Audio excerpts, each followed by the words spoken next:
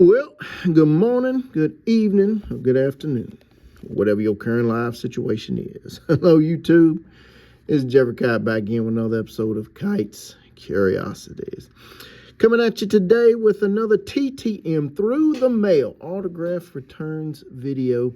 We're going to look at 4 more that I have gotten back. Some of them may have been out for a while.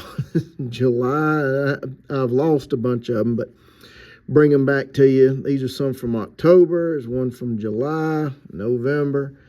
So anyway, I try to set it up where I can have themed returns, but yeah, I haven't heard back from anybody in a while, so I'm just going to go with what I got. So I'm going to take a look at some returns out of Seattle, Washington, Atlanta, Georgia, Honolulu, Hawaii, and Las Vegas, Nevada. Let's get started right here. Let's kick this off.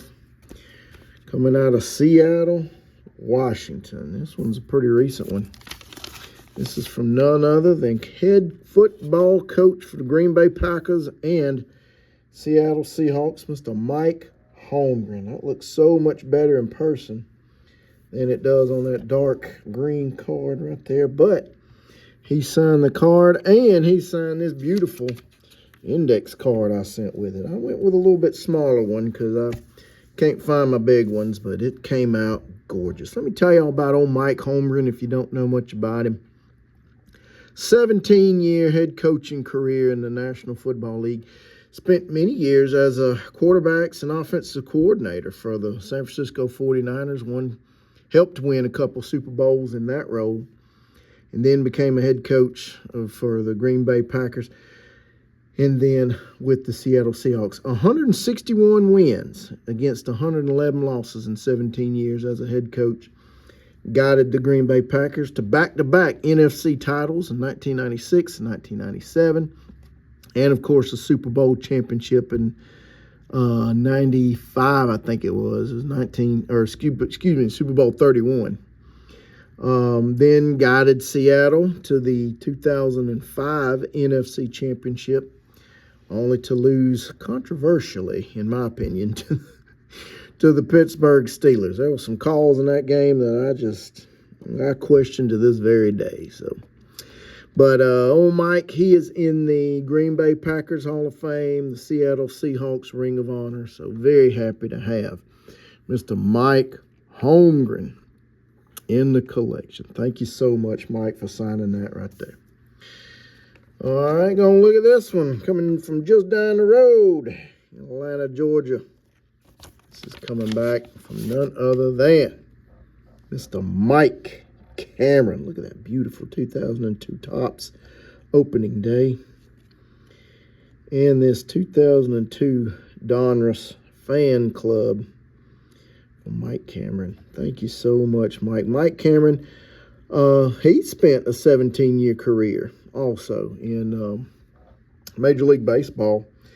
He, fairly good player, decent guy, decent player. Hit 249, had 1,700 hits, scored 1,064 runs, 278 home runs, 968 RBIs. Mostly he's known for his time with the Mariners. He spent with them in the years 2000, 2001, 2002, and 2003. Made the All-Star team, American League All-Star team in 2001, and won 3 Gold Gloves, 2 with the Mariners in 2001 and 2003, and then when he was with the Padres in 2006, won a Gold Glove with them. But most notably, he is known for what he did on May the 2nd, 2002. The longest rain delay was at the beginning of the game. Over an hour, and that pitch is hit to deep center field. And Lofton goes back to the track, to the wall, makes the leap, and that ball will fly away. So Mike Cameron deposits one over the center field fence. And Big John Roush is being rocked, and he's asking for Mark Johnson, his catcher, to come out and meet with it. Home run, dead center field. Number 6 for Mike Cameron. And Cameron hits a fly ball to deep center field, and Lofton goes back to the track, the wall, and that's gone. So the Mariners get 2 runs inning from Boone and from Mike Cameron. And we'll have to really head to the record book to see the last time that has happened in one inning. Two members of one team hitting 2 home runs in an inning, and the Mariners have 10. Wow. When you talk to scouts, that's one of the things that they look for, Dave, and that is, does a guy up there at the plate that they're scouting, does he hit strikes? Has he changed or expanded his strike zone? And Cameron belts the ball to left field, and he has 3. He becomes only the 11th Mariner in history to hit 3 home runs in a game, and he has a long, long time to tie a Major League record of 4 home runs in a game. Mike Cameron with 3 home runs, and the Mariners with an 11-0 lead. And that pitch is hit to deep center field. That goes Lofton to the track, to the wall. Cameron has done it. My, oh my! Mike Cameron becomes only the 5th man in Major League history to hit 4 home runs in 4 consecutive at-bats. And a standing ovation here in Chicago for Mike Cameron, a career night. And he's got a lot of time to stand all alone as a man with 5 home runs in a game. What a night for Mike Cameron. Yeah, I'm going to try to bring some of them highlights back to my videos. I'm going to see if I get copyrighted on that. I tried to finagle it a different way and not take footage from another video, but from my television set. So we'll see if that works. So again, just trying to spice up my videos. And thank you as always, Mr. Mike Cameron. Appreciate you. All right, let's see. Let's get this one. Honolulu, Hawaii. Came to me back in October. And this is from none other than Mr. Sid Fernandez. Signed that 1987 Fleer Baseball's Best. 88 Fleer right here. I forgot. Let me get out, let y'all see that. There we go. Here's the 88 Fleer, and then the 86 Donruss. Man, those are some sharp cards right there. I love that. But old Sid here, Sid, he had a 15-year Major League career, won 114 games against 96 losses, ERA of 3.36, 1,743 strikeouts. Most notably, he is known for his time he spent with the New York Mets. From 1984 to 1993, he was a good option for them in their rotation. Good, powerful thrower. He made the All-Star team in 86 and 87. 86 was the big year. They won the World Series. He was a 16-game winner that season. In 1987, he was a 12-game winner. But the thing that impressed me the most was, even though he was not like a big name, he showed up when the Mets really needed him the most. And that was in Game 7 of the 86 World Series. Ron Darling had gotten roughed up in Game 7. He was the Game 7 starter. He got roughed up in the second inning. He allowed 3 runs in the second inning and found himself in trouble again in the 4th inning. With some runners on base, and they called in Sid here from the bullpen. And Sid came in, and he promptly walked Wade Boggs to put runners at first, and I think it was first and second. Might have been first and third, but you know, you don't want to walk Wade Boggs to get to Marty Barrett, who was absolutely tearing it up in the 86 series. He was coming off an MVP performance in the ALCS.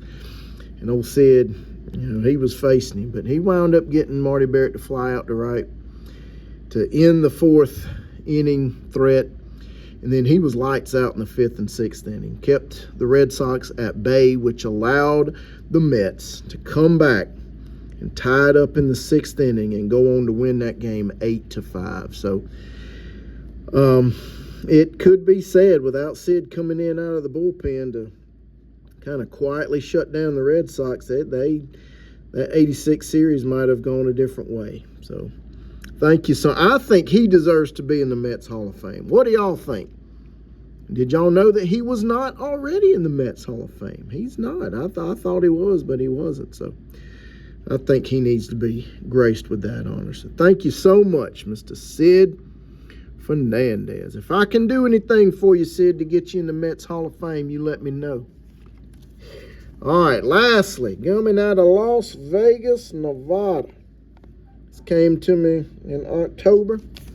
This is from none other than World Golf Hall of Famer, Mr. Mark O'Meara. As you saw, that envelope was all crunchy. That thing had been rained on, and these cards, man, they were pretty warped. That one got a little bit of paper loss on it right there. It's kind of damaged a little. And this one right here, boy, you can see the bends in them things, but they came back to me. I don't care. It's the Mark O'Meara, man. He signed that 91 Pro set right there. That 2002 Upper Deck. Man, it just about took his name off right there, but still looks just as nice. And he signed this Upper Deck. I think this is from 03, 04, something like that. So very happy to have these Mark O'Meara cards right here. Mark O'Meara, I tell you, what a career he had. 16 wins on the PGA Tour. He was Rookie of the Year in 81. PGA Tour Rookie of the Year in 81. And in 1998, he hit his peak. And he wound up winning both the Masters and the Open Championship that year in grand style. Just dominated those two tournaments. And eventually was voted into the World Golf Hall of Fame in 2015. So thank you so much, Mr. Mark O'Meara, for signing these cards for me. Well, there you have it, folks. That's it. Tell me what you think about these great legends of our sports past here. We've got big thank yous going out to Mr. Mark O'Meara, Sid Fernandez, Mike Cameron, and Mike Holmgren. Tell me what you think down in the comments. And as always, folks, like, comment, subscribe, do whatever you want to do. Till next time, y'all take care now. Have a good one. Bye.